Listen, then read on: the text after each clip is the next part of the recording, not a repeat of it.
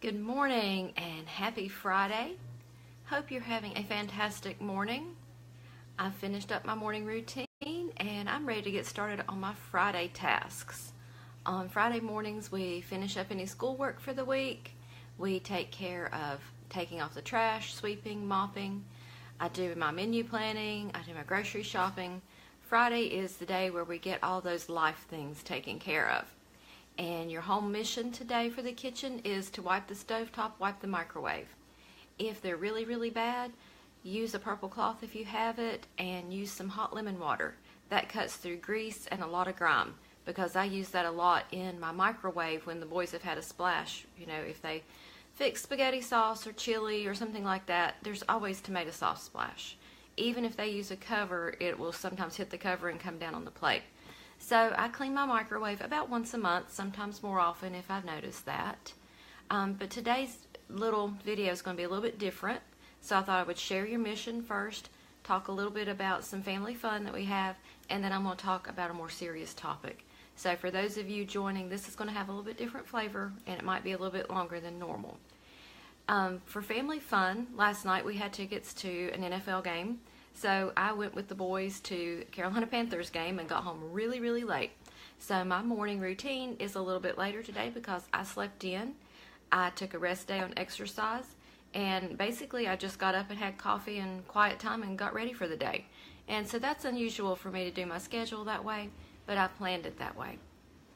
A few weeks ago on my blog, I wrote about parenting and prodigals. There are not a lot of people, especially in Christian homeschool circles, who write about this. But from the amount of messages and emails I've received, there are a lot of hurting families out there. And there are many, many reasons why we don't share these struggles if we have a child who's a prodigal. We blame ourselves. We have shame. We hurt. We have deep pain. We have loneliness, disappointment. And it's a very difficult season in life. And it affects you greatly, it affects your children, it affects the rest of the family. And you don't really want to come out publicly and talk about it because you're afraid someone's going to judge you. And I want to assure you, we've raised these children. We have done the best we can do with them. We have given them the tools they need for adulthood. And if they make wrong choices or choices that go contrary to what we've taught them and what the Bible teaches them, it's not our fault. The years from age 18 to 22 are very difficult years for our children, especially in today's society. There are so many more things out there that pull at them. And the evil one has one goal, and that's to destroy our families. That is to get our families away from God. It's to take our children. It's to destroy our marriages. It is to just take everything we have. And we don't share because we're afraid that somebody else is going to use it against us later. And they're going to judge our child for what they've done, and they're going to judge our parenting skills. And I want you to know, if your child makes a decision like that, it's not your fault. Once they become an adult and they start making these decisions and you don't agree with them, you have to deal with that. We have other children in our home. There are certain things that we cannot accept that are going to be lifestyle choices. And so we have a child who is not living at home now. And it's a very hard, difficult situation for us. It's been heartbreaking. We have prayed a lot. We have had some very close friends walk this path with us. But from what I'm hearing from a lot of emails and messages is that many of you have not shared beyond your family. You don't have a support system. And I want you to feel free to find someone. If you don't have anyone that you can share with, you're welcome to email me. It's Tammy@TammyFox.com. I'll drop that link when I finish this.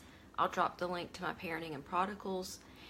It's a very hard, lonely season, and you need to let somebody in to talk to and to help you. Not everyone is comfortable doing that, but you need someone to walk alongside you. You need someone to pray for you, to encourage you, to tell you that it's going to be okay. We pray for restoration when our children make decisions like this, when they have moved out and they're doing things that are completely contrary to what we've taught them all these years. We pray for them, and that's really the main thing that we can do. We can try to keep lines of communication open. We can do what we can from our end for restoration. I have no bitterness or unforgiveness. And it's one of those situations where it's hard to get to that point because it is a very personal, deep hurt. And I want you to know you're not alone. Even if you don't let anybody else in, God's there. And He always will be there. I've been doing a lot of reading, Bible study. I've had friends sharing verses with me and encouragement. And a friend made me a bracelet that says, "But God." And she's encouraged me to go back to the Bible and find all the passages where you see the two words together, "but God." Because we can all be on a path to destruction, but God can save us from that. There is hope. There's hope for your family. There's hope for your child if you're in this situation. There is hope for everyone. You just need to be able to pray and to seek God and to let Him direct. He can use really bad circumstances for His good and for His purposes. He holds the heart of an evil king in His hand. He is in control. He lets us have this free will. If you go back to Genesis and read, He gave man a free will. Adam and Eve chose to use that free will. If you have a prodigal child, they have chosen to use their free will, and they've made a decision you don't agree with. I want you to remember that it's not your fault. You've done everything you could do. So hang in there. Reach out to someone. You need someone to pray for you. And if you and your spouse can pray for each other, that is wonderful. Pray together. Pray as a family. Find another couple that can walk alongside both of you. Your husband needs as much support as you do, and he's not going to verbalize that. Men do not verbalize feelings like women do. So just be sensitive to the fact that he's probably hurting as much as you are, if not more, and not able to share that depth. So find someone that'll walk alongside you. Like I said, I'm willing to email with you. Follow along on my blog. I'll write about this from time to time. It won't be a big theme of my blog, but it is an important topic. So I hope you guys have a fantastic Friday. Wonderful weekend. Tammy, good morning. Thanks for your post. I am very excited about the weekend. We're just going to have a great time as a family. We're going to get all of our little house stuff finished up today so we can have family fun tomorrow and enjoy our day of rest on Sunday. I probably will do the last few little things to get my bedroom back together again. I have, I think, 2 boxes. There could be 3. One of them is a box of books, so that one will be pretty easy to put back into place. But I'm going to have my bedroom back together, so next week as we move into a new zone, we're going to work in the main bathroom and any other room in the house. So start thinking this weekend about what you want to work on in your house next week. If there's an area you've neglected, do you need to work on the guest bedroom, home office? Do you have both a family room and a living room? Do one of those need attention? So start thinking about what that extra room is going to be. My zone missions will feature the main bathroom at the first part of the week, and then I'm going to have you do room rescues at the end of the week. So I want you to look forward to having these times working in your zones, but protect that weekend time to have fun with your family too.